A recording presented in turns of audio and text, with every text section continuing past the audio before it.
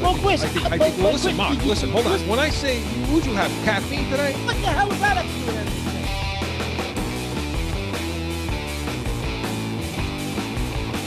How much coffee did you drink before the show? Listen, you can't polish a sneaker, right? throw tomatoes at me, do whatever you're going to do. It's Corso and Catone. Welcome in to Corso and Catone, the real deal New England feel. And I'm joined as always by Mark Catone, and your calls 855-313-PATS, 855-313-7287. We're also joined by our longtime producer and director. He's in the studio. He's behind the scenes. He's making this all go. And he's also got us up on YouTube with the live chat. So chat in, call in. Mark, we got a ton to get to tonight. And listen, we're going to, I promise you, we're going to get in at nauseum to what happened on Sunday. Yeah, all New England fans are waiting to hear from you, Mark, about what you think of that. But as I promised last week, we want to get into some local stuff. We want to talk about some Bruins, some Red Sox, and then, all hands on deck for what's coming. So, Mark, listen, talking about the Boston Bruins right now. They're in first place, okay? But, the burning question is, last year they were in first place. I mean, last year at this time, they would do, right before COVID, they were doing really well, and they were in first place and so on. And then it kind of the wheel, COVID happened, and then the wheel sort of fell off, when they went into the bubble. So, Mark, can they sustain this? Can they maintain and keep that level of play for an entire season? The goaltending, Chris, is I feel is going to be an issue once again, because they look okay now. They're doing all right now, but I just don't trust Rask, and the backup Kozak he's all right, but I mean, I don't know. Last year, obviously, Rask tapped out and went home. I know he had personal issues with his family. He had to go home. I get it, but I just don't know if they have a goaltender that, listen, to win a Stanley Cup, you have to get hot, right? You got to get a goalie that like Thomas did the year they won the Stanley Cup. You got to get a guy that can go 12, 15 games, just get on a streak and carry you. I don't think either one of those goaltenders are capable of that. Well, that's the thing with Rask. Rask is like a lot of goaltenders are, Mark. He's an odd cat, that's what goalies are. And it seems to me that the stranger they are, the more odd they are, the better they are, it seems. I mean, remember Patrick Roy, he was, He was, but if you look at that St. Louis team that won it, the Washington team that won it, they had goalies that got hot. They were standing on their heads making saves. Yeah. I just don't know if the Bruins have that type of a goalie to do that, to make a playoff run. I mean, and then the older guys, can they sustain it? Can the older guys in this team, like Bergeron and even Marchand's got a lot of miles on him. Can these guys sustain it?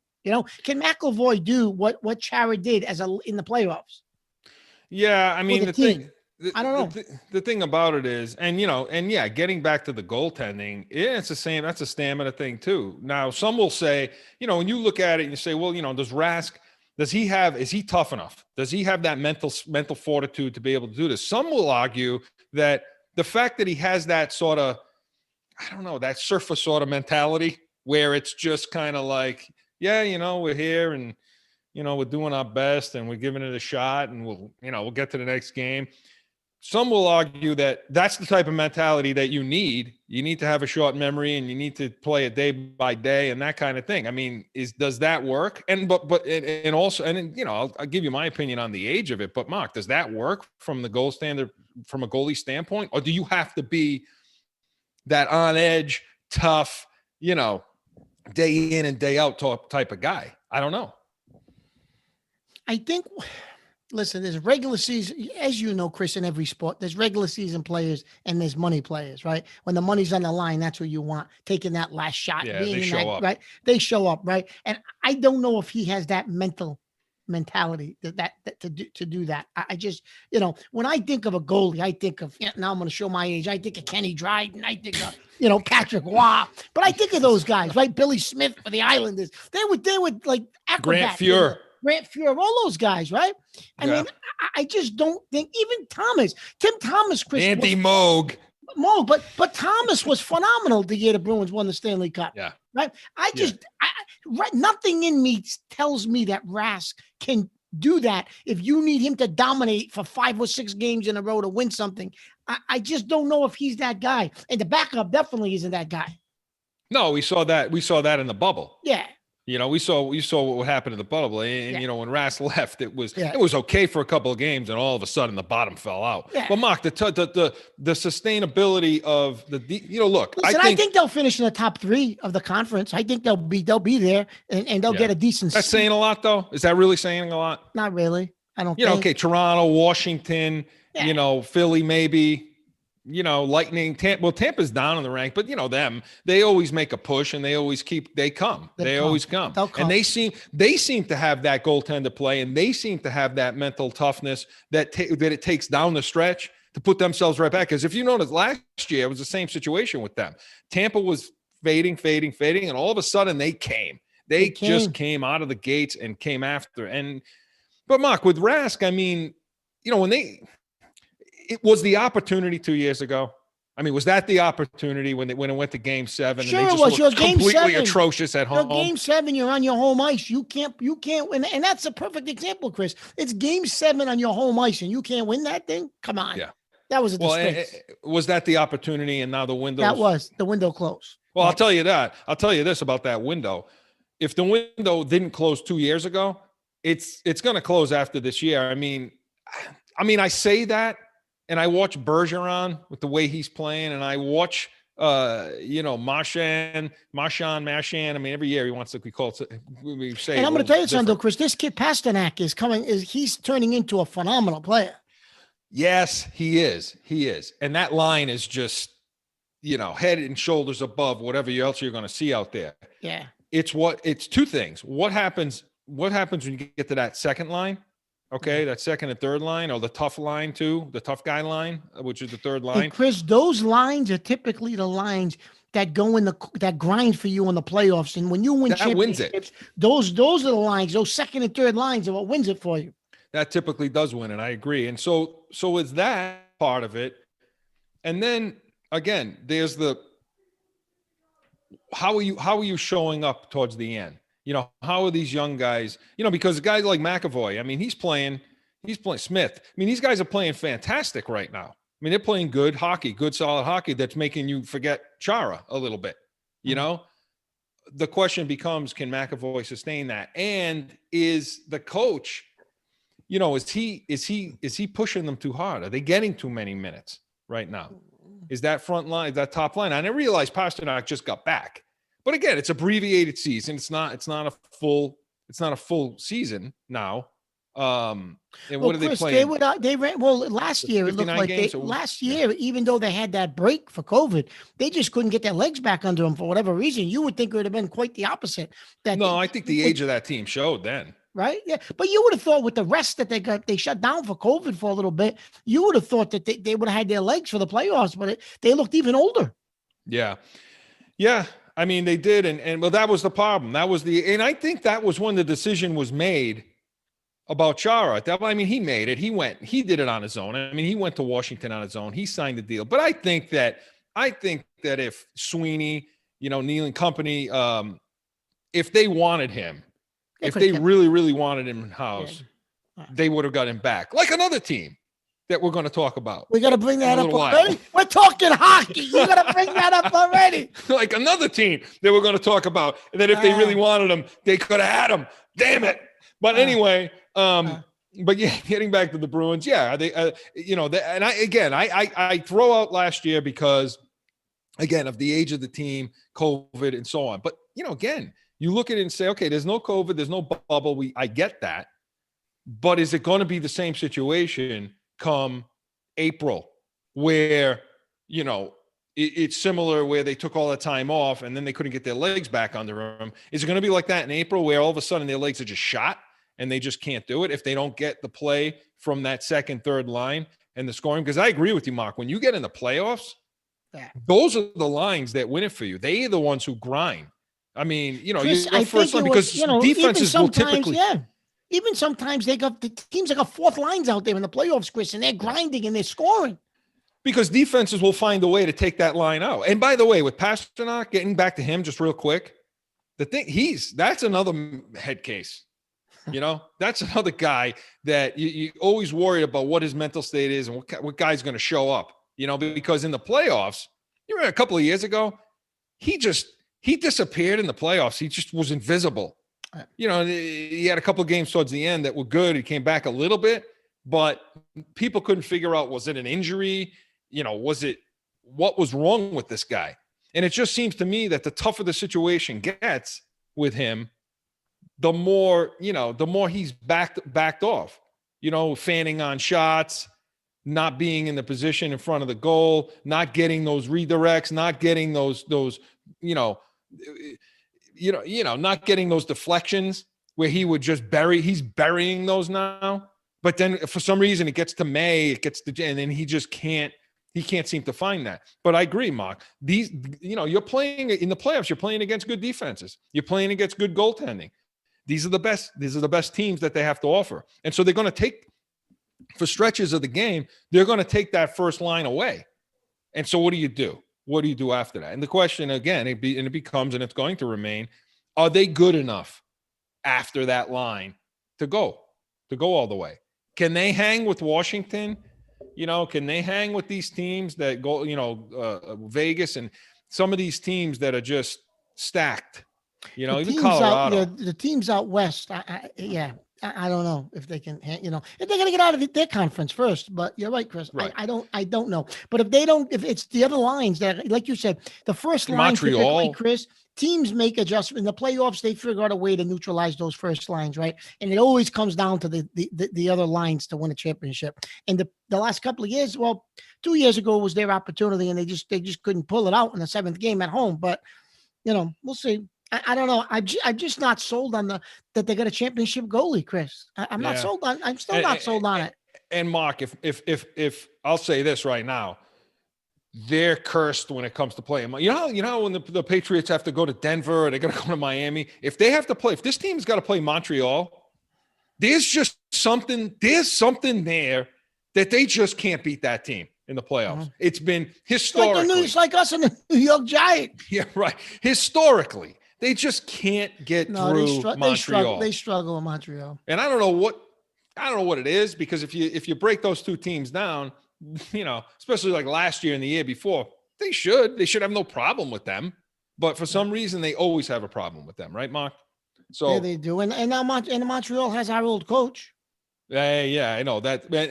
But you know what? He always, Claude. He always comes out with that defense is always spectacular in the playoffs. He's a defensive-minded coach. That's what he does. He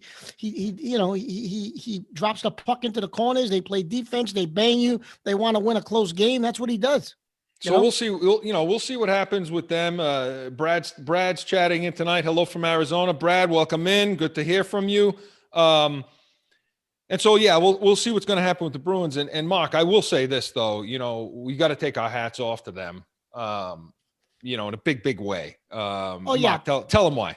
So the Bruins, recently, within the last couple of weeks, there was a high school hockey player that goes to Bishop Fien, which is in Massachusetts, and he was in a tragic. It was a play against the boards, and he went into the boards, and he right now is he's in the hospital. He's paralyzed right now. His name is AJ Quetta. And it was just a tragic thing, and he's going to need a lot of rehabilitation, and everyone's praying for the young man. And the Bruins really stepped it up, and there was a GoFundMe that local people set up, and they've raised over like $800,000 for the he's going to need extensive treatment. But the Bruins donated like $100,000 towards it. The Bruins had they had a pre-skate before the game. I think it was last week against, it might have been Philadelphia. They put his jersey signed. They all signed it. They put his jersey up behind the bench. They taped their hockey sticks for their pre-skate in the colors of the school. They all signed the hockey sticks. They're going to auction them off and give the money to the family. Ray Bork was on his Twitter account saying, we need to raise money for this young man. And Bork's just a classy guy anyways. Yeah. I always loved Ray Bork, right? And it's just a tragic thing, but the Bruins really stepped up. The hockey community stepped up. And I just wanted to mention it. The kid, let's pray for this young man, this young kid. He's a senior in high school, but the Bruins, I have to give the organization a lot of credit. I'm not always a fan of their ownership, but they really, really, real class act when it came to what they did last week. Yeah, listen, and the GoFundMe account is still up. Find it. It's easy to find. Put the young man's name in. It's a GoFundMe account. Usually Mark and I don't do this, but we don't do it. But this was just a tragic thing. Yeah. With this type of a situation, I don't think your money can go anywhere better than to something like this. Look, Mark, anytime it comes to children, your money is well spent, supporting my daughter actually danced with his sisters. So I do know the family as well. So it's close to home for Mark. And listen, as I said, log in, go to the GoFundMe account, support the family as right now it's a very difficult time for them. And, but they're trying to remain positive and they'll get through it, hopefully. Kudos to the Bruins. Yeah, hats off to the Bruins. So Mark, moving into, we're going to move into baseball a little, and, we want to talk a little bit of Red Sox and Yankees, but Mark, is baseball dying right now, honestly? And why, if it is? Well, Chris, I'm going to be honest with you.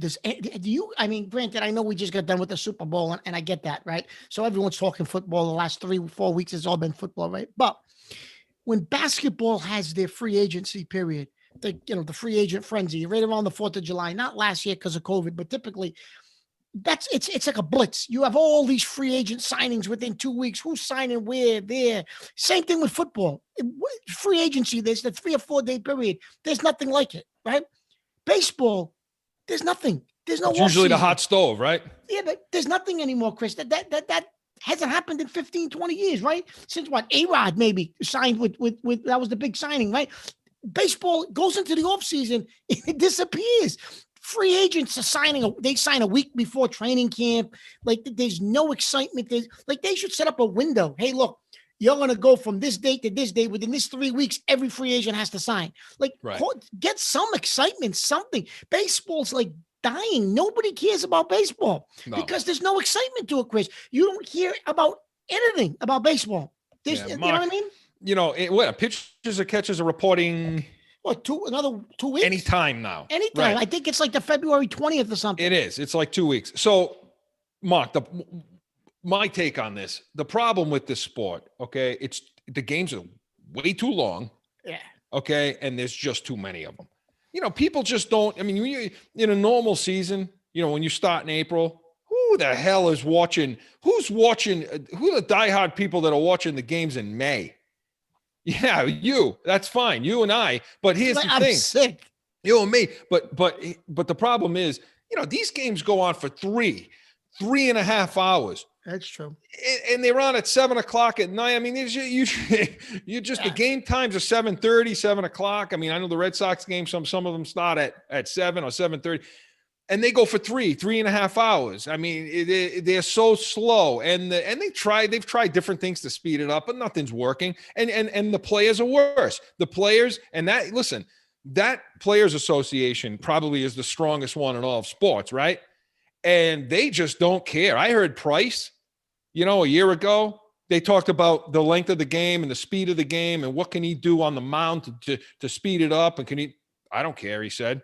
I don't care. I'm not going to change. I'm not going to change what I do. Yeah. This is the mentality of today's player. So if they don't care, it doesn't matter what the league's going to try to put in. They wanted to try to speed up the batters and all of this is not the whole Nomar thing with the gloves and all that. They even tried to do. They added because of COVID, they added the extra playoff team last year, which I thought was good. It added a little bit of excitement to it, right? It added an extra game. It added to ratings. Well, now they said they can't do it because they're going to negotiate it with the players. The players don't want to do an No. extra playoff game. Are you kidding me? Right. And they also tried to do the man on second. And then they don't want it. The extra players, innings. they don't want the National League DH now. They did it last year during COVID. I thought it was good. Like, it's crazy. Yeah. And listen, and we're going to get to break now. But here's the thing. And I'm a baseball guy. My son plays baseball. I love baseball. But it's just You dying. can see it Nobody behind talks you. about it. You can see it behind you. A little bit.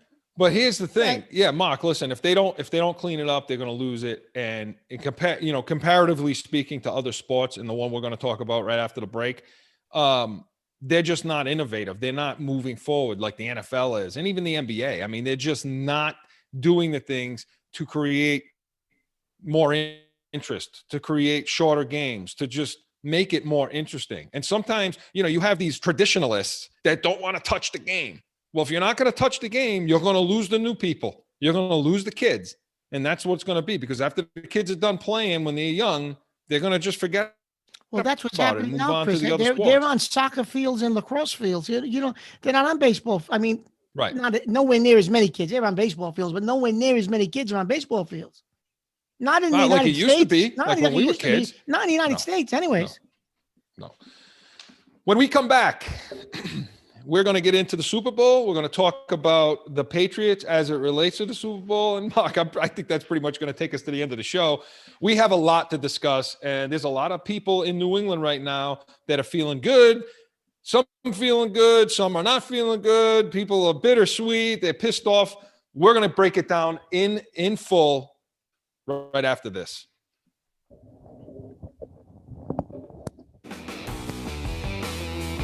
It's that time again for a timeout for a message from one of our sponsors. No one ever thinks they will be in the need of a criminal or traffic lawyer, but things happen. Corso Law Group is Arizona's leading criminal and traffic law firm. Their 20-plus years experience and attention to detail has helped thousands of people all across this great country who found themselves in a situation in Arizona. So whether it's a traffic ticket or if you need reduced DUI or more serious issues, call or go online to CorsoLawGroup.com and talk with these expert attorneys who I know will help you.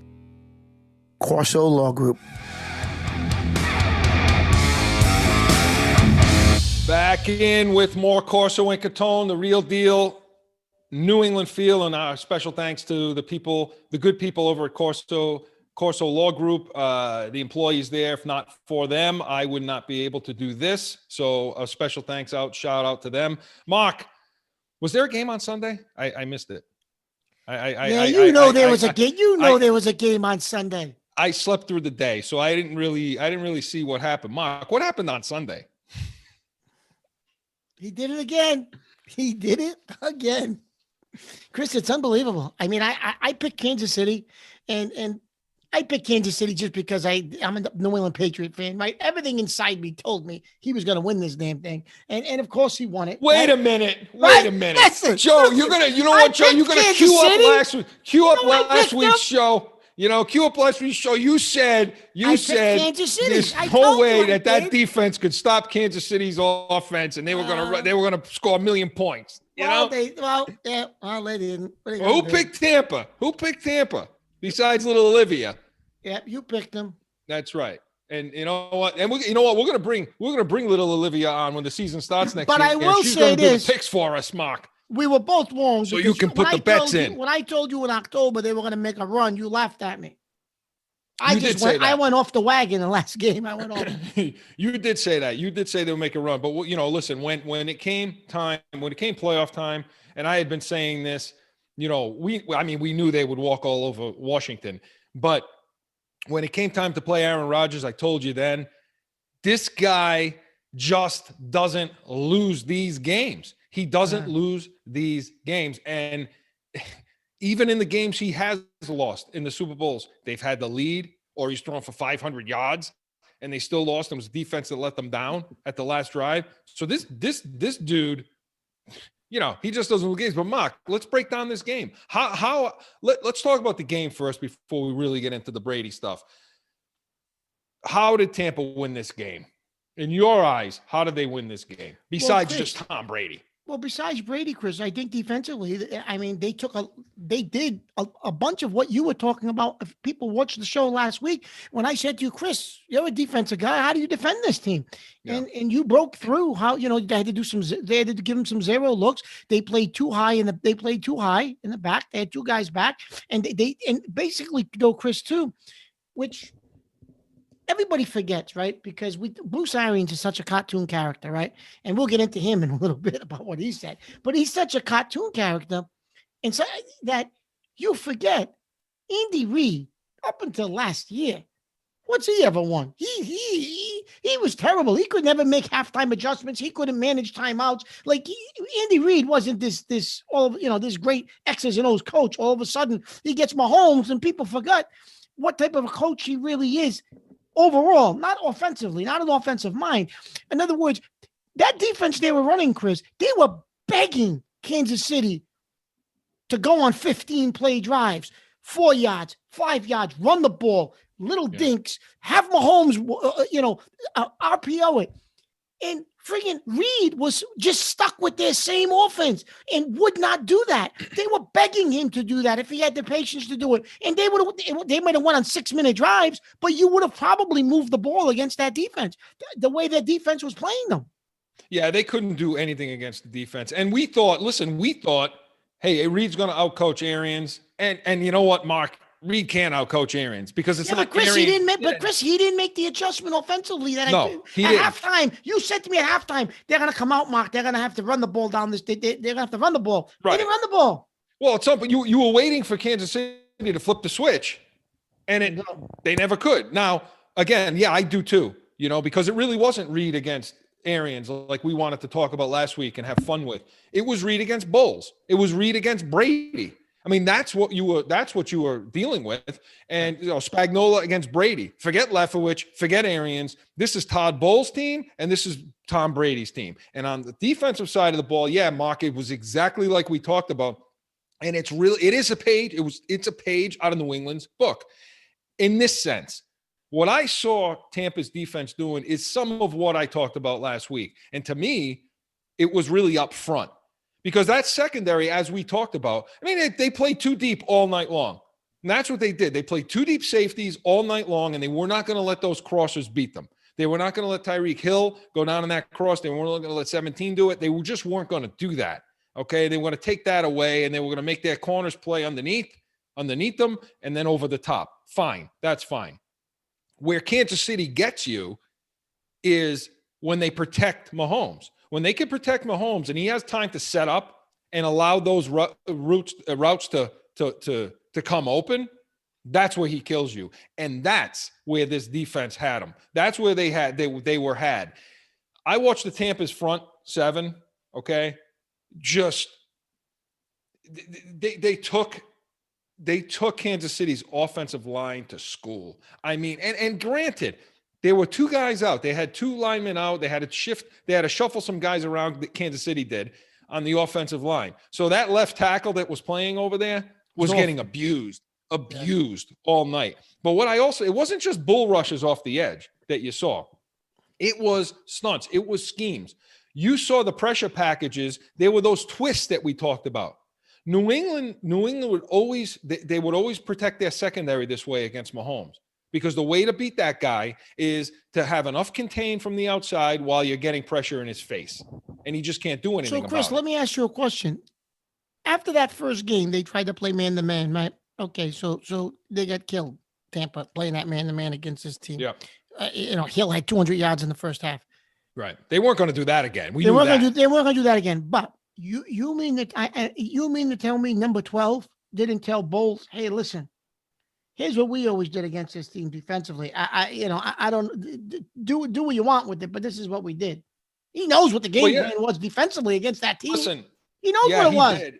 And that's why when you and you know what, Chris, I just didn't think of that. For whatever reason, I didn't think to myself, you know what, number 12 knows the defense that we ran against this team. He knows what we did. That he's going to give him the blueprint.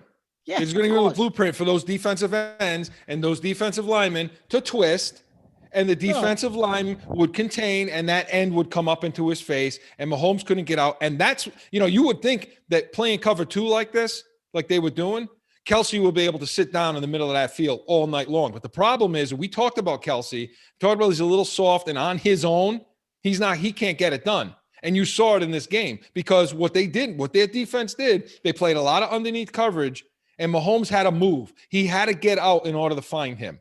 And the times that he got out, he came across his body like he likes to do, and Chris, he found Kelsey sitting in the zone. And don't get me wrong, Kelsey had over 100 yards receiving, but a lot of that yardage, Chris, was after this game was decided. Right. No, I agree. Yeah, a lot of that was after the game was decided. And it was in Tampa. And again, I give Bowles full credit. I don't think he's a good head coach, but he's a fantastic defensive coordinator. And you know what? They were going to give him that.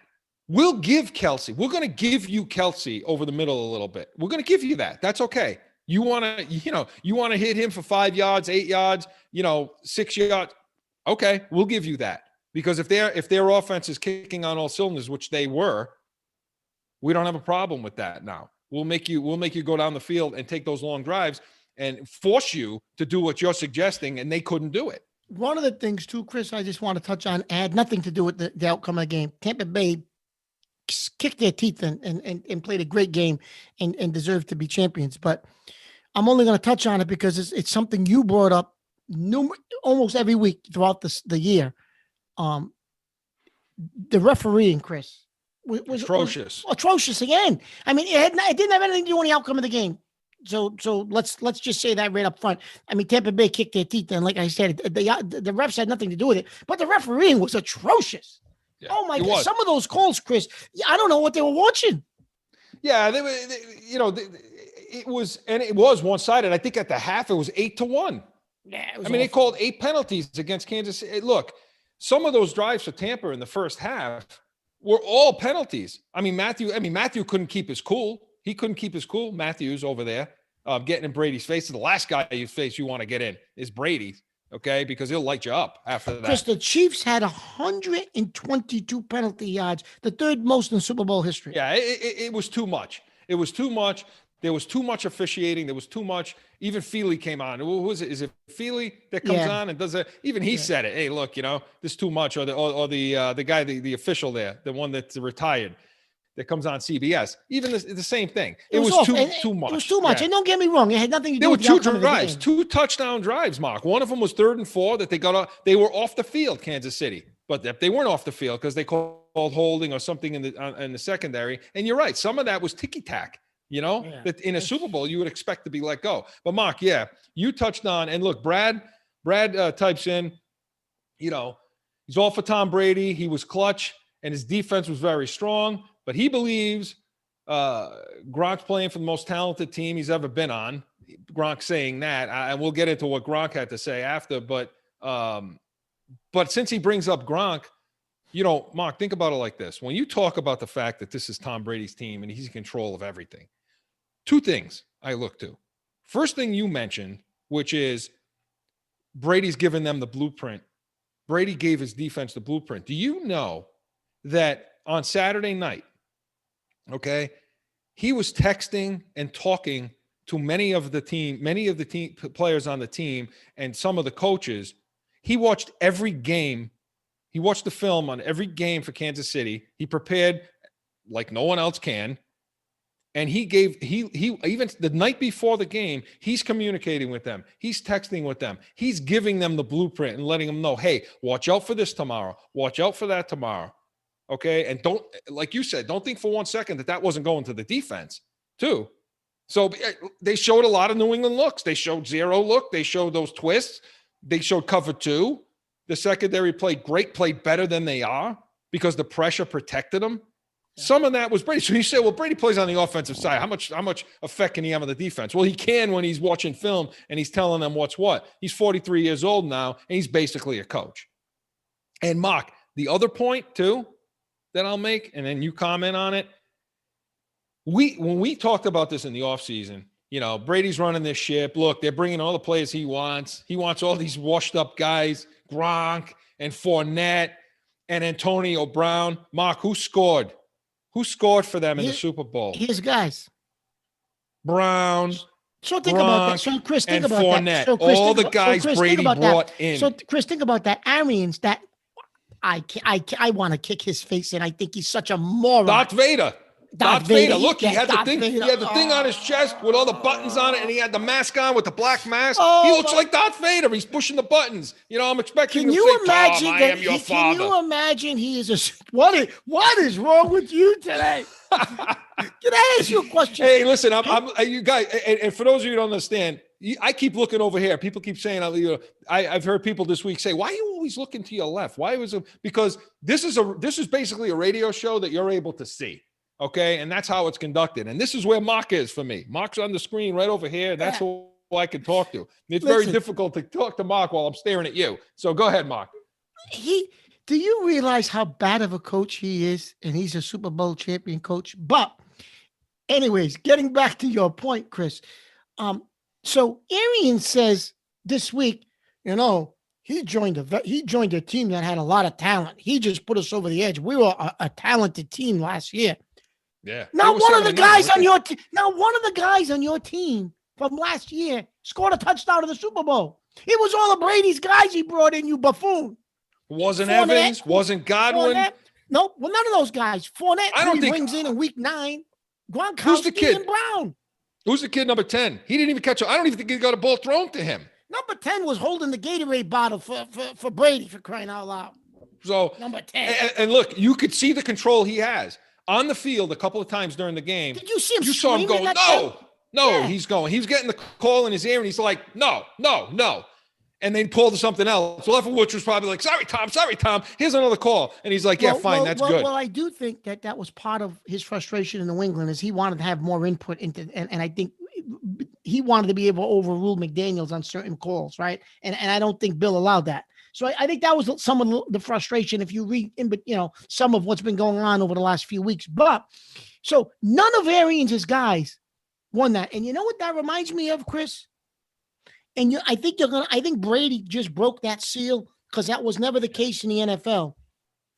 It was very much like LeBron James getting his team. But like you may start to see now quarterbacks, like now all of a sudden this morning, Russell Wilson is very upset and frustrated over the situation in Seattle. Like I think you're going to start to see guys try to buy themselves and get themselves out of situations and bring guys with them like Brady did. Bring their guys in, free agents, guys they know. Make the deals. Like Gronk, Gronk and Antonio Brown knew they were going wherever Brady went before he signed. Wherever Brady went, those guys were coming. That was a guarantee. Yeah.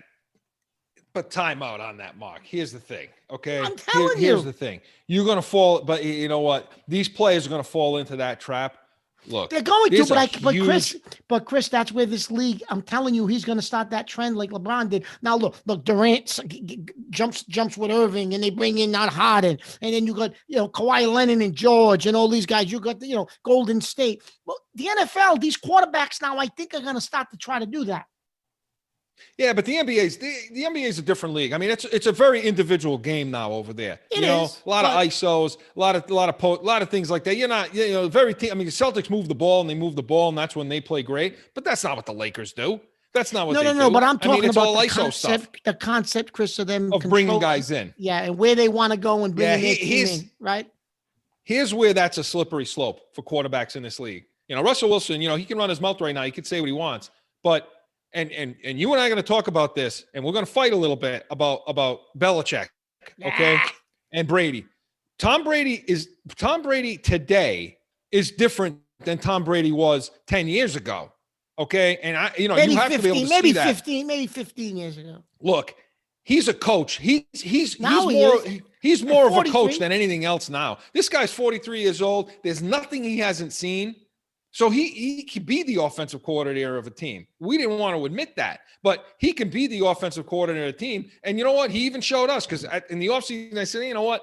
It's time to move on. It's time to move on. Nonsense. It's a mistake to move on. Clearly, seeing what I saw this year, because this guy ran the ship, okay? He didn't need a McDaniels. He didn't need a left. He didn't need anybody. He's gotten to a stage in his career, okay, where he's seen it all. He understands it all. And he can run that whole offense by himself, including player personnel. of who they need to bring in to make things work. That's not Russell Wilson, man. That maybe Aaron Rodgers may be getting to that point. He's a guy that may be getting to that point. Peyton Manning was getting to that point, but Russell Wilson's not getting to that point. And I can't think of another quarterback in the league, Mahomes, anybody who's getting to that point right now. Yeah, play till you're 40, have that kind of success, have that kind of brain power, and then you can come in and say, hey, we need to get this guy, we need to get that guy. I'm going here and I'm bringing these guys with me. So, there's a big difference between those two guys, don't you think? Because I agree with you, Chris, but I'm telling you, I think he's going to start a little bit of a trend. Well, look, I agree with you 100%, Chris. He's earned that. He's been in the league over 20 years. What he can do, guys can't do. I totally agree with you. However, I just prepare yourself over the next 5 years to see the league's going to you're going to see team players starting to think, well, Brady did talked about the landscape of the league. Brady did it. Well, okay. Well, why can't we do? We talked about the landscape of the league and how it's changing and how what's important to the players is changing a little bit. How they look at things and how they, and is the coaching, it's, we get into coaching next segment. We're going to get the break. But Mark, the last thing about the coaching, and it just shows you that Brady really doesn't need anyone, is, Darth Vader after the game saying, I didn't do a damn thing. That's on par with him coming out of, was it against Green Bay when he threw that right before the half where he threw that long touchdown pass? And he came out of the locker room after halftime and said, I had nothing to do with that. That was all Tom Brady. This dude's along for the ride, man. I mean, I got people here in Arizona that love this guy. They love Arians because he came over here and he, had a little bit of success. That sucks. I'm sorry. He was 7-9 last year with a guy who threw a ton of touchdowns. Okay. And they couldn't sniff the playoffs, let alone get to this point. So yeah, I mean, he should be giving Brady all the credit, but imagine coming out on the podium and imagine anybody else taking the trophy and saying, I didn't do a damn thing. You know what? That's the first smart thing he said. That's the first smart thing that jackass Darth Vader said all season long. Right? Yeah, he is a fool. And what's he been saying since this week? He's taking digs, Mark. You don't like it. Some of the shots he's taking. Well, I brought it up to you earlier. We were talking about some of the topics tonight for the show. I don't understand. There's got to be some sort of history somewhere with him and Belichick, because he's been taking shots at him since all week, really, pre-Super Bowl, but definitely post-Super Bowl. He's talking about, well, you don't really need the coach time. You're going to know, let him, it's basic. You're not going to do X's and O's with him. It's just making sure he's comfortable. Give him more control. Give him control. Give him his time that he needs. Let him rest, blah, blah, blah. He didn't have that in New England anymore with Belichick. And, it was personal for him. He wanted to show it wasn't just Belichick. Like, he keeps popping Belichick, which I just don't get. Listen, pal, you won it, you fool. You're a complete fool. You won it. Shut your mouth. Be happy for you and your team and go off into the sunset. What do you care about Bill Belichick for? Let it go. If Brady's got an axe to grind, let Brady grind it. But Brady's a class act, and Brady will never say anything like that. But Brady at the Super Bowl, like you said last week, Rich, commended Belichick because it doesn't matter anyway. And we got to get the break, but it doesn't matter anyway, Mark. He knows what he knows at 43 years old because of what he learned here. Yeah, and it doesn't make a difference anyway, because nobody in New England is ever going to take Brady nobody in New England is ever going to take anybody at face value when they have anything good to say about Belichick anymore. It won't happen. The only people they take at face value is the people that talk a lot of crap about Belichick and how he doesn't know what the hell he's doing, which I think we're going to start hearing. I think we're going to hear that a little bit. Well, the local media here, Chris, all these people you listen to, these radio people and all these people, they could say whatever the hell they want. They can't stand Belichick because he doesn't answer their questions. He basically gives them the middle finger when he's in these press conferences. None of these people can stand him. So now they've finally got the door open to kick his face in a little bit. They can kick him now. Right, and they're all doing it. Well, I don't have a problem with Belichick. You're full of beans. You don't have a problem with Belichick. They've been dying for this to happen to him. Yeah. Now all of a sudden he doesn't know how to coach. Okay, he doesn't know how to coach. Well, not even that he doesn't know how to coach, but now they're saying, that it really wasn't about him. It was about the guy in Tampa. Okay. Yeah, well, this is, and you know what? Right before we get to break, I know Joe. I know we're over. I understand, but we got a chat that came in, and this is going to set Mark off. He said, Brett chats in. Easy guys. The head coach is represented by his coaches, like Lefowich and Bowles. What do you say to that, Mark? What's the chat? He's basically saying, I think he's basically saying, hey, you know, the coach represents all the other guys. He's the guy who brings these guys in, so he's pretty smart up at the top. What do you say to that, Mark? Chris, I can't even comment on any of that. Do you realize how ridiculous that is? Bruce Arians is a buffoon. He's Darth Vader. I'm your father. Tom, I am your father. On the other side, we're going to continue with the Super Bowl. We want to talk about it from a Kansas City standpoint. Back in 30 seconds.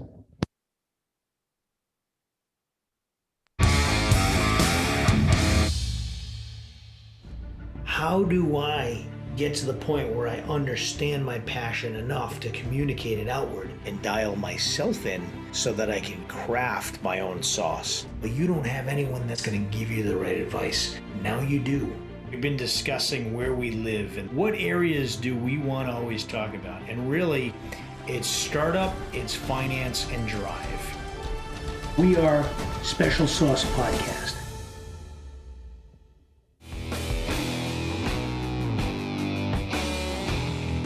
Back in with more Corso and Catone, the real deal, New England feel. And thanks to the people over at Special Sauce Podcast. Log in. Smart people there, Mark. A lot smarter than you and I have been all season long. And in the offseason, talking about the Patriots and talking about Tom Brady, and they should move on from Brady. Well, morons. I'm a complete... Listen, let me have it.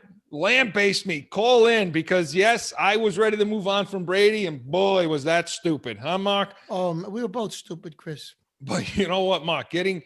Flipping the side of the Kansas City Chiefs. Listen, why didn't this team win? What the hell happened to this offense? I understand. We just talked about Tampa's defense. We talked about what they did, but Mark, they look pedestrian. Listen, but Chris, listen, they did look pedestrian. But listen, Chris, and don't get me wrong, the offensive line played a part, right? Those injuries, you take out 2 tackles, you got guys moving all over the line. Listen, that absolutely played a part.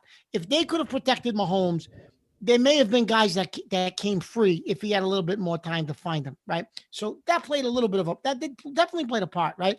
But Chris, Andy Reid didn't make an adjustment. Yeah. He didn't make an adjustment, Chris. He should have. You saw what they were doing. Run the ball, dunk. I'm telling you, Chris, they could have went down that field in a little bit of chunks, 3, 4, 5, 3, 4, 5, 6. It might have taken you 6 minutes, and you might have won on 15-play drives, but the defense was giving that to you because they know that's not your offense. They weren't going to get beat with that flip the switch type of offense. If they were going to do it, they were going to have to do something they don't usually do. They were going to have to become methodical, and they were going to have to go down the field like that. And Andy Reid couldn't do it. It's not how they're built. Listen, couldn't do it. And that's what makes the guy in New England a good. That's what makes Belichick can do those things. So people can say whatever they want about number 12, but listen. I know we're talking about Kansas City right now. We'll get back into Belichick after, but Reid. We'll get back into Belichick because I got something to say to you about that. But Chris, listen. But Reid couldn't. The stuff you were talking about on Sunday that you people didn't hear. Wait till you hear this coming out of his mouth. But Chris, Reid couldn't make the adjustments. Yeah. Look, aside of Reid for a second, because I'm not sure if he was distracted with what the hell was going on in his world and all that. Listen, you or I, anybody would be distracted based on what was going on in his world. But here's the thing. I get it. When it comes, this is where, and by the way, Laserman's in the house right now. He's chatted in from Arizona. Welcome in, Laserman. Good to hear from you. So, Mark, with Mahomes, does this show the youth of Mahomes a little bit in this game? Does this show? It absolutely does, Chris. His 2 Super Bowls. Chris, his 2 Super Bowls have been subpar. Even last year, his stats were terrible for 3 quarters. He made a comeback. If San Francisco had any type of wherewithal, like Tampa's defense did, they would have won that game. I agree. So, look, we talked about this on Sunday while the game was happening. Mahomes would not take what, like you say, Mahomes would not take what the defense gave him. He's built one way. He gets out of the pocket, throws across his body, all those acrobatic, baseball type throws where he's throwing on the fly and making all those things happen. Don't get me wrong, Chris. Don't get me wrong. He's a video game, right? He's a video game. No, he is. And he's going to be, I predict he will be a Hall of Famer, but not until he starts gaining the mental aspect of this game. Look, we talked about this a few weeks ago that I gave him some credit for reading defenses. Remember? I said, this is the first time, and I don't know if it was a playoff game, where I said, it was Buffalo, I think, wasn't it?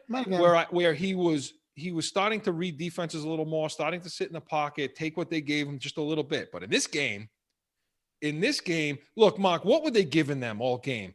All game long, they were playing that too deep. The corners were bailing out, okay? And what was happening was Kansas City was putting 17. Remind me his name. Hodman and Watkins and Hill. Yeah, Hodman, Hill, and Pringle and Robinson. Those all their receivers, Kelsey. Okay? So what they were doing is they were putting at times Kelsey on one side with the two receivers and Hill and Hardman or Pringle, those speed guys on one side of the field, okay? And what Tampa had to do, they had no choice, was they had to bail out. They had to bail out with their linebackers. They had to bail out with their secondary and cover those deep routes. What did it leave open, Mark, all day long? And you saw it. You saw him take advantage of that in the first quarter a little bit, in the second quarter, and then I didn't see it again. Mahomes had that edge all Chris, night I wonder, Chris, if he couldn't continue to do that because of the foot. You know what, Mark? I don't want to hear about that. I don't want to hear about his turf toe. Well, he's having surgery tomorrow. You know what?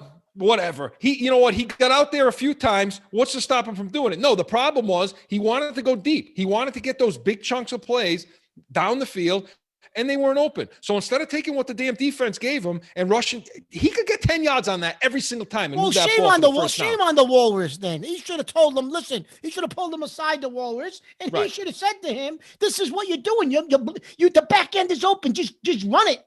Right. Exactly. And they just weren't doing that, Mark. And what about this Leftwich? Everyone says Leftwich, he should be a coach. It's a shame he's not a coach. What the heck did he do? Leftwich didn't make any adjustments. He's supposedly the offensive coordinator. He couldn't pull Reed aside and say, look, this is open all night. This is open. At halftime, they should have said, listen, this is what we need to do. We're going to force them to make an adjustment. And Special Sauce Podcast. They didn't make Kansas City. They didn't make Tampa Bay make an adjustment on defense, Chris. Special Sauce Podcast is chatting and now saying, easy with the prediction, guys. Your stats are low. Ha ha ha. Probably referring to us saying that Mahomes is going to get into Hall of Fame. Hey, look, we gave you all kinds of props. We're telling people to log on. You're giving us crap on the chat. What the hell is that all about? So, Mark, listen, again, they didn't take, you're exactly right. And for those of you out there wondering what happened to Kansas City, that's exactly what happened. They weren't taking what the defense gave them. They weren't being methodical in their approach. They weren't taking time off the clock, and they weren't just matriculating that ball down the field, just like Hank Stram did with Kansas City a million years ago. That's what they needed. What are you, 103, Hank Stram? They needed to bring Hank Stram back in and matriculate that ball down the field, and they just did. It flipped, Mark. It flipped. Keep the ball out of Brady's hands. Keep away from Brady is what it turned into. And it turned into that once they took the lead, once Tampa got a 2-score lead, it had to take it. They needed to go into a mode of flip that narrative and, shorten the game, get yourself on long drives and get yourself back in the game again. And then that would have maybe, because if he kept rolling out and going for those 10 yards, at some point, Tampa was going to have to adjust to that. They were going to have to bring a linebacker up. They were going to have to deal with it and then hit the crosser across the middle. Chris, you know what else I couldn't understand? So he ran. They said today, Chris, he ran for 470 yards behind the line of scrimmage. Mahomes ran for 400. The StatCast that they use, they're going to track their in their helmets now. He ran for 470 yards behind the line of scrimmage. That's how much they had him running sideline to sideline. Well, Mark, if that were the case, then you have to give a ton of credit also to the Tampa secondary for buttoning that up in that cover 2 look. And we're buttoning it up, Chris. It was because they were busting through the line. He had no time. Well, I He's trying to understand, run away from guys. but Mahomes is lethal when he gets out there like He that. is, Chris. And He there were is, guys Chris, he wasn't but- finding across the middle anymore. Yeah, But no, there wasn't. But Chris, to your point, the offensive line was atrocious. But Chris, listen. But you know what I don't They understand, Chris? sucked. The original point I was going to make was, you didn't see them once keep a back in the backfield to block. No, and What that. the heck was Listen, that? What was that about, Chris? Listen, that goes back to coaching too. Look, we last week we talked about in our predictions and you know why, if Kansas City was going to win this game and put up a ton of points, why they would do it. How Reed would outcoach Arians or whoever else that he's got running the show over there, or Brady. How would he outcoach Brady? How would he outcoach Bowles? Formations. Kansas City does this better than anybody else. They show you so many different formations, so many different looks. Motion behind Holmes, in front of Holmes. Tyreek Hill's all over the field. A bunch spread formation where you're going 3 by 1. Spread look. Kelsey in motion. Kelsey out wide. This is what Reed brings to the table. It's what Tony Romo would hop on all season long when he did their games. Is given Reed so much credit about the looks that they would give and the looks that you just can't account for all of that. Mark, I didn't see any of that in this game. I didn't see any of that. If you go back and watch this game and you see the formations that were coming out against Tampa, it was very similar a lot. So what the hell? And Mark, it almost felt like this. They came out of the gate in the locker room tight. Kansas City looked tight. They looked like they were out of sorts. They looked like they were pressing, and they never got out of that mode. They couldn't calm down. It didn't look like that to you? Because that's how it looked to me. No, it did. It absolutely. Well, Chris, on that opening drive, Kansas City got the ball. Listen, Hodman has the guy beat. If Mahomes drops the ball over the top like he always does, they probably would have scored a touchdown. Yeah. Because the safety came up because there was somebody else running in the seam. Hodman floats behind the corner. All he had to do was drop that ball over the top. Hodman so quick, it was gone. Lights out. And that first drive, on that first drive, would have been a touchdown. He ran that corner out. Yeah. Mark, and you and I said to each other, they're up. Mahomes is tight because that's a pass Mahomes makes 9 out of 10 times. He was sailing the ball a lot, Yeah. So, Mark. So now the question becomes, where does this team go from here? Because look, the curse. I mean, when you lose a Super Bowl, the next year, you're not. So, Chris, let me ask you a question. In games like this, right? Yes, there's the curse, but in games like this, somebody has now provided you a blueprint, right? Yeah. So now teams can watch this tape and say, okay, and don't get me wrong, Andy Reid will adjust. I get it, right? But they've given you the blueprint to at least slow them down. I'm sure Kansas City will make adjustments and they'll do things. Well, they're going to get their offensive lineman back. They'll get the offensive lineman back healthy will help. But even some of the things we just talked about, Chris, why didn't they do this? Why didn't they do that? I'm sure they'll do those things over the course of a 16-game season. However, the basic blueprint on what to do has now been provided. So everyone says, Kansas City's loaded. They'll be back next year. I don't know if they get back again for another run, for the third straight year. I don't know. Maybe I don't know, because people had them. The AFC has got some good teams. Look out for Buffalo. I know you think about Buffalo, but people had them winning 2 in a row, 3 in a row. He's going to catch Brady 6. And by the way, you could call me a homer all you want, and people chat in. I don't care. Call in. I'll fight with you all day. You call me homer all you want. But if what we're reading is true about Brady and all the advice he's given to that team about how to stop that Kansas City offense, that's friggin' the Patriots. I told you the look it was going to take to stop that team, that zero look, which Tampa employed at times. Okay. And it was going to take that cover too. That's what they did. That's exactly what they did, which is completely night and day from what they did when they played earlier in the season, playing man covered. So I give Bowles a ton of credit. He's the DC over there.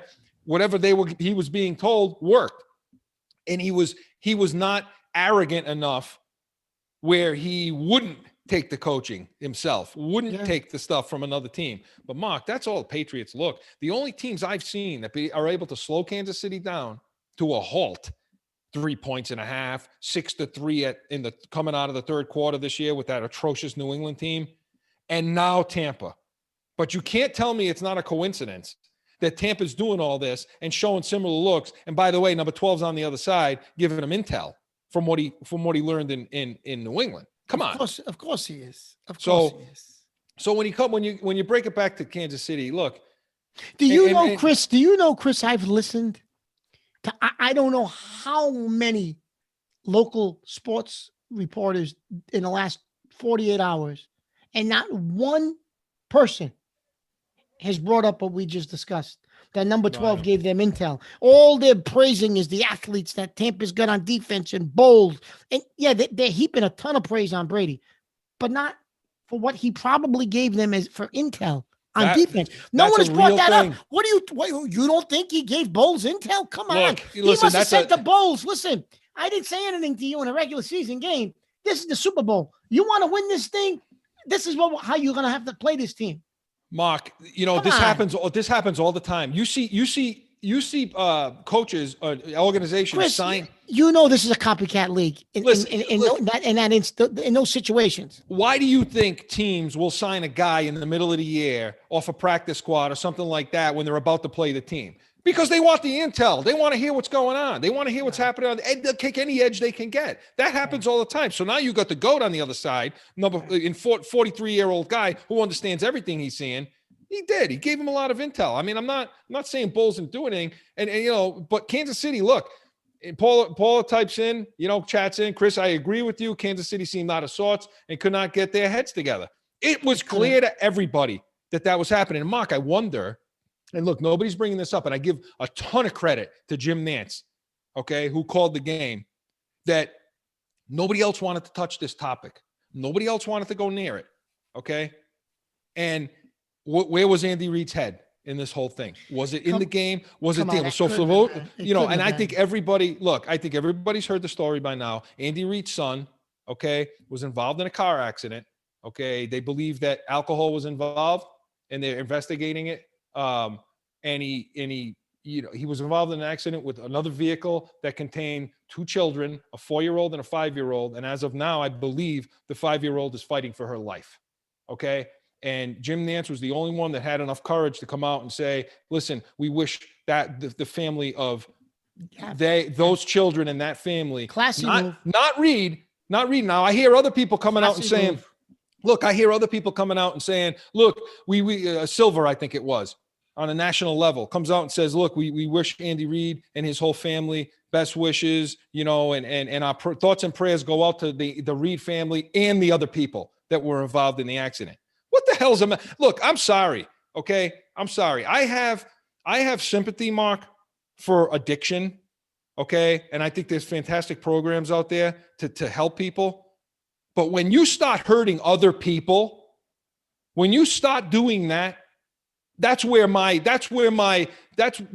empathy goes. It just goes away at that point, especially children. We just talked at the top of the show about that GoFundMe account, locally. This little kid's fighting for her life because this jackass wanted to get behind the wheel after drinking and all of that and whatever he was doing.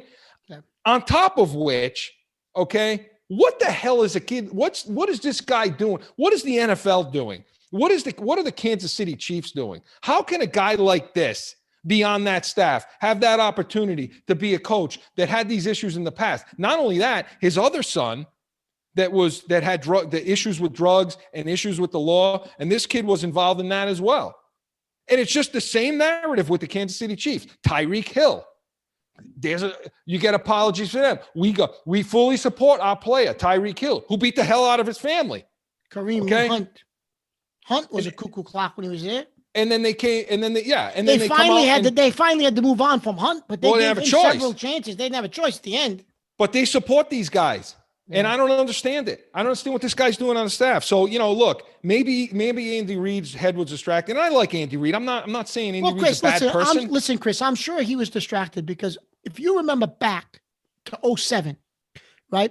When we lost that game to the Giants, that was when Spygate hit the week before. The week before that Super Bowl, Spygate hit, if you remember correctly, right? With Mangini. Yeah. And if you talk to the players, they tell you to a man that definitely affected some of our mental preparation for that game because we would that's all anybody would talk about was Spygate.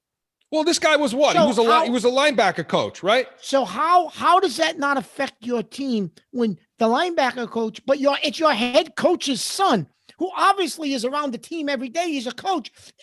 Of course, it affected the preparation. It had to affect it a little bit. The preparation. I mean, granted, it was later in the week, but mentally, it still had to affect that team. It did. Some level. Look, it's just, and we're gonna get to break now. But just, you know what? It just pisses me off. I'm sorry, but you know, like Mark, we work for ourselves here. You know, so we're gonna tell it how it is. That's just the way it is. And in my opinion, I'm all for giving. Look what I do. I'm all for giving people second chances and so on. But this kid Britt Reed, he's been given second chances before. He's been involved in things like this before, and now you know, given all these chances, I'm sure he makes a fantastic salary over there. I can imagine what he makes. All right. Given the nice life of an NFL coach by nepotism. Okay. Sheerly and solely, I'm sure, by it, because who's going to touch this kid with his history? But Chris, you would think it's 2, 3 days, 4 days, but you're getting ready to fly out to go to the damn Super Bowl. You can't keep your head straight and keep yourself clearly not. And like I said, if he's got a problem, I get it. You know, I'm not downing addiction or downing people that are addicted. Get him some help. You get help, but like I said, when you start to hurt other people, like a little girl, like 2 little girls, and one's fighting for her life, the hell with you. I'm done with that. You know, and that's it. And if you're the Kansas City Chiefs, okay, you know. You need to address this, and you need to clean up your house. Okay. So I'm not interested in what happens, but you know, moving forward. So on the other side, Mark, we're going to talk about the Patriots, how all of this relates to the Pats, Belichick. And I think this is where we're going to see Mark and I disagree on a couple of little points here. So more after this.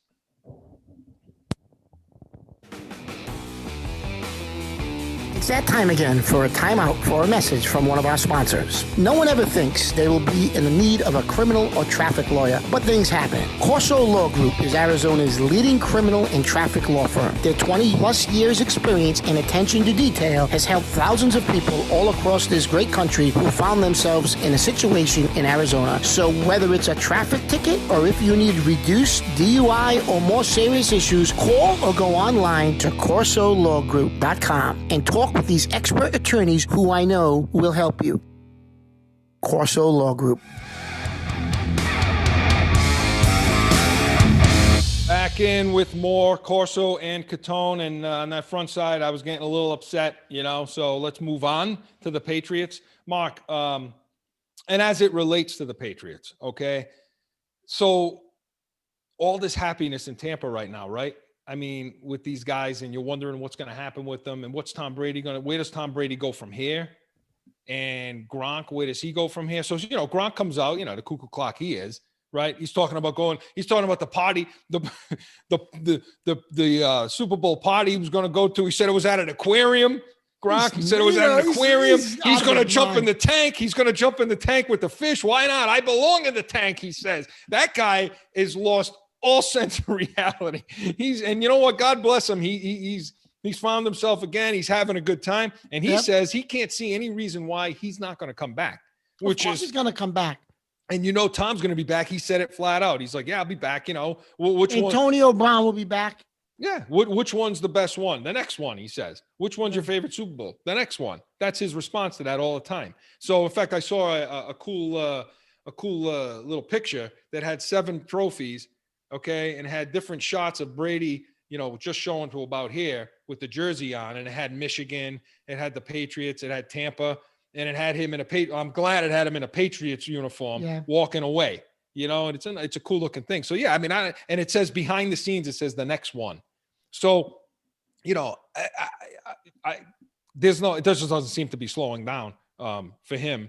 And so Mark, can Tampa do it again? And why is it that these guys are so invigorated and so happy to be there and you know, would never be like this in New England?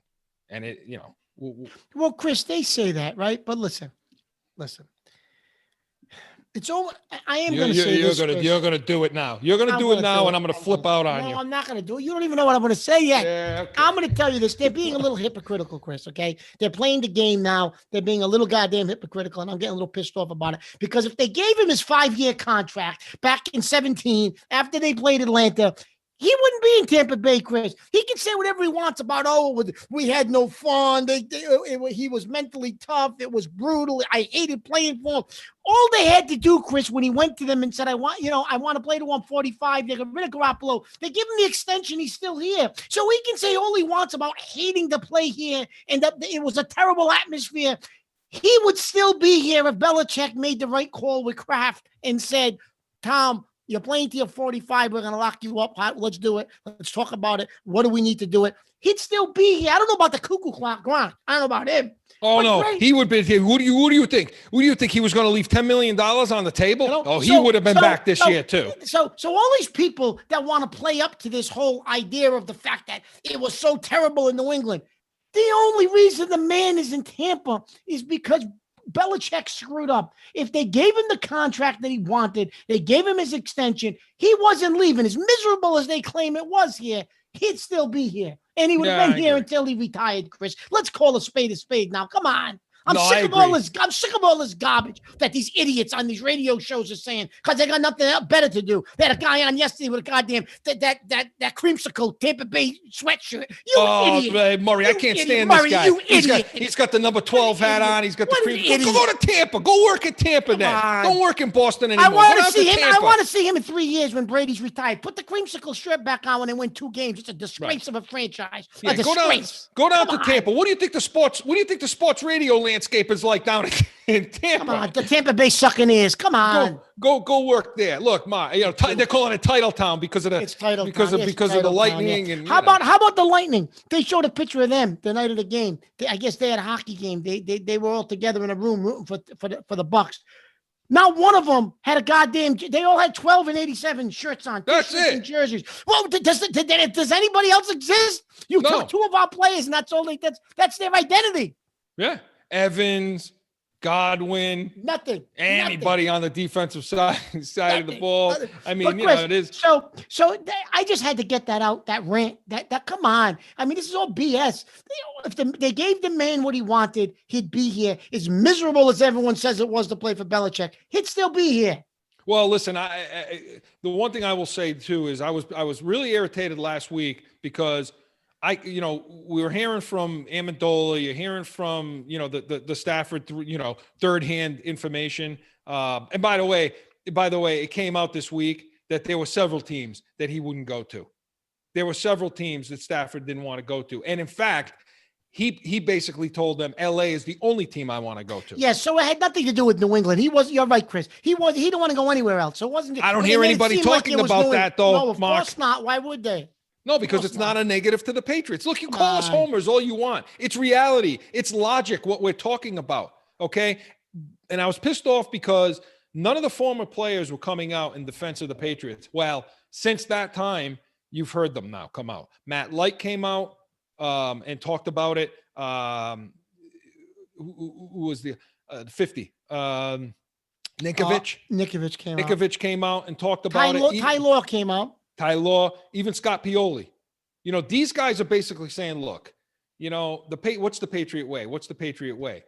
I mean, the Patriot way was the entire organization. And I liked what, and I think it was Matt Light who said this. I like what Matt Light said. And he basically come out and said in 2000, he said, you want to know what the Patriot way is? I'll sum it up for you and I agree with this because when it happened, Mark, nobody else had done it. And I told you, this team's not going to lose this game today. They will not lose this game today because of what they did here. The Patriots were in 2001, when they played the Rams, they were the first team to come out of the locker room and not be announced individually. They were the first team to be announced as a team. Now everybody does it. As a team, and they all came out together. And Matt Light said, that's the Patriot way, where it's team first, then player. The name on the name, he didn't say this, I'm saying this. The name on the front is more important than the name on the back. That was the Patriot way. Mark, that didn't come out in 2001 with Tom Brady. Tom Brady didn't create the Patriot way there. That's Bill Belichick. Well, Chris, I will say this. I think that culture, believe it or not, started. Because what were they like with Carroll? No, it started when Parcells came here. I'm going to give Parcells a little credit too. I think that culture, because that started. Yeah, but he did it more by fear. No, he did. He did, Chris. But a culture of winning, no excuses. You come to work a part of that started with Parcells, and Belichick took it and ran with it and took it to another level. And I'm going to say this, Chris, too. So Brady, they're saying, is texting guys. He's up at 5 a.m. and every Monday morning with films. He's preparing guys when they come into the building. The Tampa way. Yeah, okay. But listen, what did he learn that in Michigan? Of course not. He learned that when he came. Oh, he learned how to get benched over there. Like you said, Chris, 20 years later, at 43 years old, yeah, he's a coach. Of course he's a coach. That's what he is. But he learned all those habits here. Was he the persona of the Patriot way? Absolutely he was. He was the quarterback. He bought in. He was the leader of this team. He was the leader of the organization. Everybody took his cue. Well, yeah, he drove it home. But Chris, he learned those habits from Belichick. Right. He drove it home. He was a guy that was so damn good, such a good player, that other players came in and watched his act and watched him buy into it, and they had no choice but to buy into it. Yes. And that's what it was. But Mark, what does this do then? What's this win for Brady do? What does it do for Belichick? How does this relate to, what's it going to do now? Is he done? I mean, because I heard you on Sunday.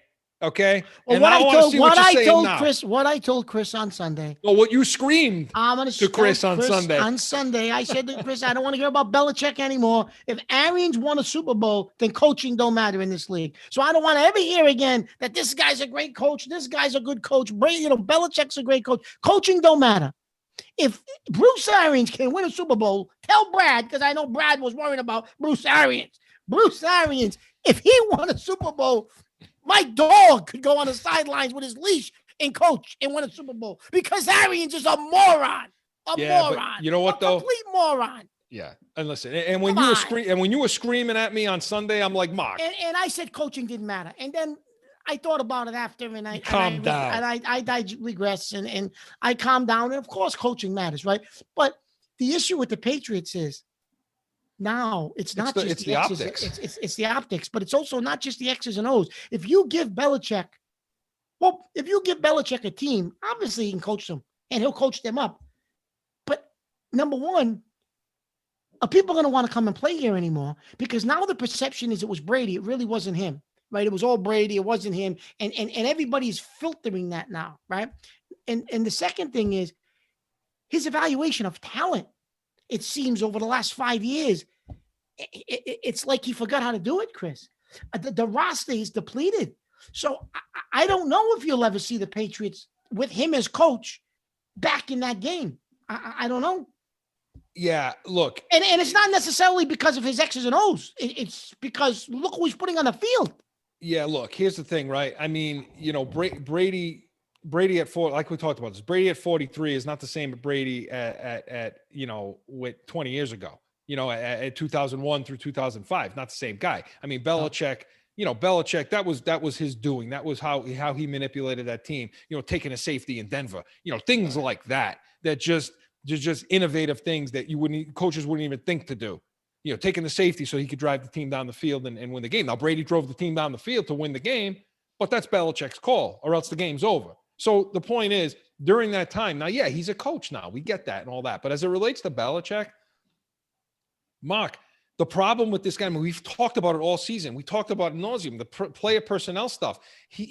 What he's looking for in players just doesn't, it's not there anymore. You can't get the versatility anymore. You can't get a linebacker that does it all, that can play in and out. You can't get offensive linemen that now playing every position on the offensive line like they used to be able to get, like Neal and like Connor and Conlon and those guys that could just do it. That just doesn't exist anymore. And he just seems late to the game, or not at the game at all, coming up with that, understanding that concept. So there's that problem, and we won't hit that again because we talked about that ridiculous amounts of time. Yeah. But the optics of this, because look, nobody's going to take the time like we're doing None of the players are going to take the time to evaluate and really look at it and say, okay, it really is Belichick. Let me break it down. Let me give it a lot of thought. No, they look at the optics of this and they make it simple. Brady leaves the team. The team sucks. Brady wins a Super Bowl and has a good time doing it in Tampa with a player's coach. That's what I'm going to do. I'm going to go to McVay in LA. I'm going to go do things like that because I'm going to have more fun doing it. I'm not going to get reamed out in a meeting and called out in front of everybody. So I'm not coming to New England. And Mark, if that happens, he's done. It's the end of days for Belichick. If that happens, it's done. And I think you'll know this year if it's happened because you're going to see if anybody comes here in free agency. And I will say this, Chris. I think that is true, that there's a real strong possibility that happens. And if that happens, well, then there's going to be a lot of changes here. But I still think if you're willing to pay, they're going to have to overpay. You're going to have to pay more than you should be paying for somebody to come here now. I think that's going to happen. I think for a couple of years, Chris, until you put a product on the field again that's competing for Super Bowls, you're going to have to overpay. And are they willing to do it? Because that's not their principles, and that's not what he believes, and that's not what Kraft believes. That's not what they've done for 20 years. But if they don't overpay this year, I don't think anybody's coming here, Chris. If you don't overpay, and the other thing is, Chris, in this whole before you get to that, special sauce chats in. Forget the money. All Brady wanted to do was win another Super Bowl, which begs the question: what did Belichick and Kraft want? All Brady asked for was a couple of people to throw the ball to. So I think what he's getting at is, did Kraft and Belichick really even want to win? That's kind of how I read that right now. And that brings us into the point you want to make in our last point of the night before we go to break and give our final thoughts. Mark, talk about Kraft right now because he's getting a pass. So I don't understand. So listen. So they get rid of. So they trade Garoppolo, right? And what was that? Was that 17? Chris? 17, yeah. 17. So you trade Garoppolo, and it was, everybody says it was the Philly Super Bowl that year. That was the Philly Super Bowl, and everyone says that was Belichick's boy, and that was Belichick's hand-picked, groomed replacement for Brady. Kraft intervenes and says, no. We're keeping Tom. Garoppolo goes. You trade him. Okay. So you've made that decision. At that point, when that decision was made, Brady's telling you I'm playing till I'm 45.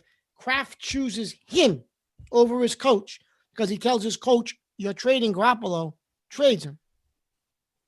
Belichick's so pissed off, he trades him for a second-round pick when he could have got a first-round pick from Cleveland. Earlier in the okay, fine. Yeah, before the draft. But when that happens, Kraft, as the owner, we're trading Garoppolo, and the three of us are going to sit down and we're going to figure out how Tom stays here till he's 45, if that's what he wants to do. And then we'll figure out that, spread the money out, and then we'll figure out how to bring the people in he needs to win 2 or 3 more. He don't do that. He makes the decision to do it. And then after 2018, he's on year-to-year contracts. Yeah, it's a hypocrite. It's a hypocrisy. He contradicted the move. So why is everybody on Belichick? You're the owner. You got the money. You control this thing. As the owner, where is Kraft's culpability in all this, Chris? He just got a free pass. Yeah, and he's sending messages out of congratulations to Brady and Gronk. Don't drop the trophy and all this. And look, really? you know what? Listen, in my opinion, the guy got afraid. He got scared. Belichick scared him the first time in 2017 when they got rid of Garoppolo. This is my opinion. This is pure speculation, but they scared Kraft a little bit, basically acting like if I cross Belichick again, he's going to leave. And instead of doing that, he should have been like just what you said. Hey, look, I'm the owner of this team. I control the narrative. They didn't get rid of Bill Russell. They didn't get rid of Larry Bird. They didn't get rid of Ted Williams, right? What the hell are we going to get rid of the best that ever did it for, the best player that ever happened, when we already made the move to keep him and moved on from our future? He wants to play to 45. Hey, Tom, we'll give you a 5-year contract. The money's the money. It would have been cheaper then, but we'll give you the 5-year contract. You play to 45. And you know what, Bill?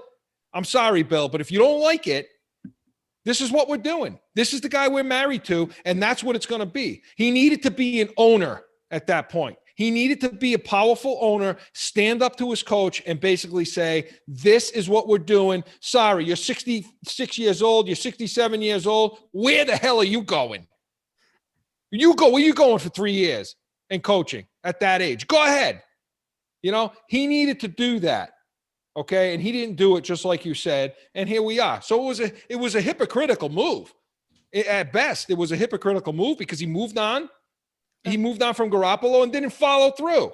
I mean, that's it. That's in a nutshell. So yeah, I'm with you. The Kraft family should not get a pass on all this. They should not. They could send out all the happy messages they want. They could send their plane anywhere they want. But the bottom line is, okay, they screwed up in a big way by trusting this guy to not bring back the GOAT, period. Well, you know what's strange though in all this too, Chris? And then we're going to get to our final break. But Chris, so Brady always speaks so highly of Kraft. Brady's father is praising the Kraft family and kind of threw a shot at Belichick. Because he's a nice guy. After they beat Green Bay. But part of the reason why your son, buddy, isn't here is because Kraft didn't have the beans to stand up to Belichick. Everybody wants to blame Bill. Yeah. Kraft's the owner. Because Belichick's the a-hole in all this. He's always been the a-hole. He has the appearance of the a-hole. He doesn't want to talk to the media like an a-hole. He doesn't own a jet that goes and gets masks for everybody. That's why everybody loves Kraft. That's the reason why. Chris, he does so much more for the community. And Belichick's invisible. And by the way, Chris, I know we don't have time to get into this, but you know that comment Gronkowski made burns me up. The most talented team he's ever played with, top to bottom, that burns me up. Yeah. That comment burns me right up. It does me too. And you know what? It just goes to show you again, like you said, I mean, they're down there, they're having a good time, and now they won a Super Bowl. So let's see what happens with players. But we could be in for some dark days as New England fans. When we come back, we're going to have our final thoughts and a preview for the next show. More Corso and Catone after this.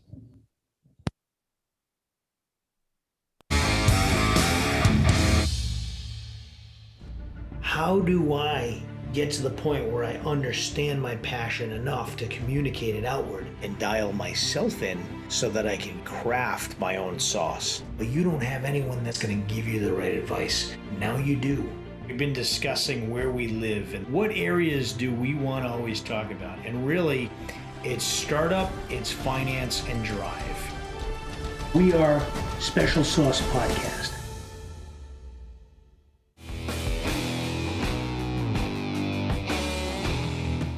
More Corso and Catone back in. Mark, listen quickly, our final thoughts.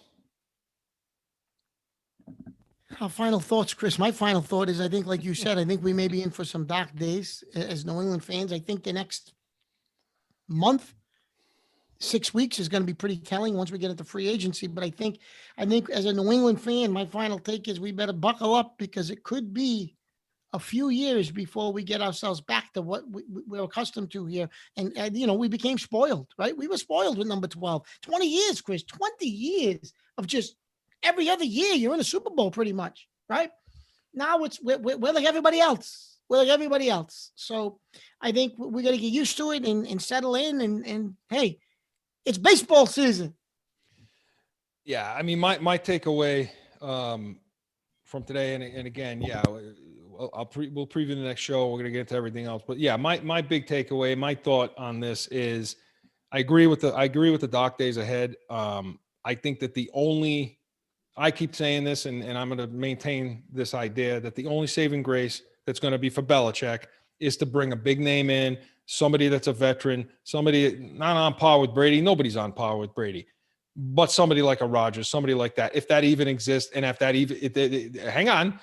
even is a possibility, okay, to do something like that. Short of that, Mark, the writing's on the wall, and I just don't see free agents wanting to come here. The optics are too bad, okay? And we're going to be in for some darker days. Well, because Chris, I can't see Belichick getting any better at drafting. If what you just said is true, February 2022, we may be talking about a different New England Patriot coach. And it may be Josh McDaniels. Mark, some people to thank tonight. We want to thank the good people over at Special Sauce Podcast, JAG Media Productions, the people over at Corso Law Group, Arizona's leading criminal law firm. Allow us to be your voice. Studio 42 Designs over in North Providence, Rhode Island, and Mountain View Home Watch and Security. Join us next week. We'll be on a Tuesday at 7 p.m. Joel will have us up live on the chat. We'll be to take your calls, live chat. We want to thank all the people that chatted in tonight. Laserman, Brad, Paul, our special sauce, all of you that chatted in tonight. And we certainly appreciate that. Again, next Tuesday, 7 p.m., Mark and I will be back. We'll talk about all the things going on in New England sports, the real deal, New England feel. Until then, so long, everyone.